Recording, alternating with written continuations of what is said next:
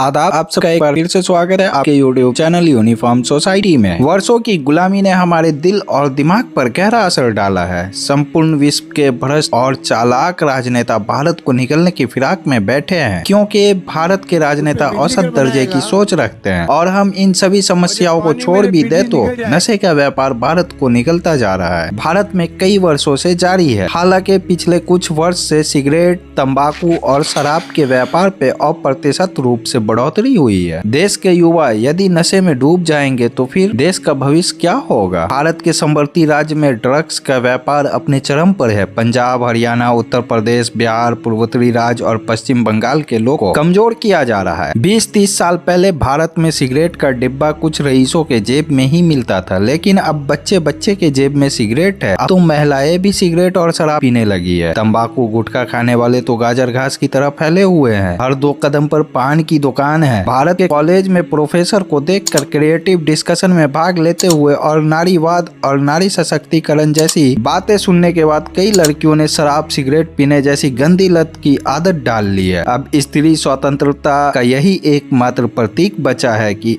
आप पुरुष जैसे हो जाएं और हर वह काम करे जो एक बुरा पुरुष करता है। कॉलेज में सिगरेट पीने स्कूल के मुकाबला ज्यादा आसान है। पेड़ के नीचे बैठकर आइडिया एक्सचेंज करते हैं। सिगरेट पीने की लत लड़कियों को कॉलेज के विभिन्न सोसाइटी बैठकों से भी लगती है। वहीं नारीवाद की बात और नारी सशक्तिकरण की भावना भी इन दिनों सिगरेट पीने की आदत में इजाफा कर रही है। विश्व स्वास्थ्य संगठन WHO की नई रिपोर्ट बताती है कि चीन ने सिगरेट पीने के मामले में पूरी दुनिया को पीछे छोड़ दिया। पूरी दुनिया में करीब 1 अरब स्मोकर्स हैं। WHO की रिपोर्ट बताती है कि चीन में स्मोकर्स की कुल संख्या अन्य सभी विकासशील देश के स्मोकर की संख्या से भी ज्यादा है। अकेले साल 2014 में दुनिया में मौजूद 100 करोड़ स्मोकर्स ने कुल 5,60,000 करोड़ सिगरेट पी डाली। आंकड़े के मुताबिक हर स्मोकर ने हर दिन करीब 15 से 16 सिगरेट पी है, जिनमें 80% से ज्यादा सिर्फ मिडिल और लोअर क्लास के लोग हैं। WHO ने भारत जैसे अन्य सारे विकासशील देश को आगाह किया कि तेजी से बढ़ रहे स्मोकर्स की संख्या को रोकने का प्रयत्न नहीं किया तो हालत बहुत खराब हो सकती है। सिगरेट पीने के मामले में भारत दुनिया में 7वें नंबर पे है। कच्ची शराब पीने से मरने वाले की खबर तो आए दिन आती ही रहती है। हालांकि सरकार ने शहरों में अब अंग्रेजी शराब की दुकान और देसी शराब के ठेके पहले के अपेक्षा कई गुना बढ़ा दिए हैं। आज से 15 साल पहले शराब की दुकान शहर की आबादी से एक और हुआ करती थी, लेकिन अब हर आधा किलोमीटर पर शराब की दुकान खुल गई है। अधिकतर अपराध शराब के नशे में ही होते हैं। यह किसी को बताने की जरूरत नहीं है। सभ्य जनता इन